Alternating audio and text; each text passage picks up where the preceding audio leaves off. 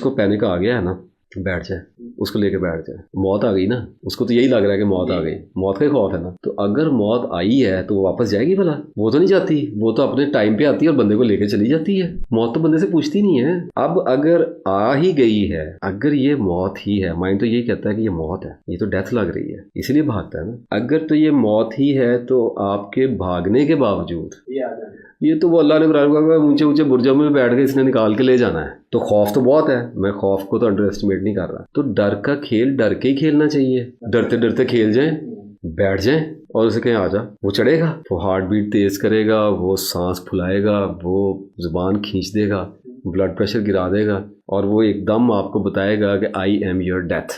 एक बार किसी ने इसको ऊपर जाते हुए और नीचे आते हुए अगर देख लिया तो दावा तो नहीं करना चाहिए, लेकिन मैं ऑलमोस्ट जिम्मेदारी के साथ एश्योर कराता हूँ कि पैनिक दोबारा नहीं आएगा.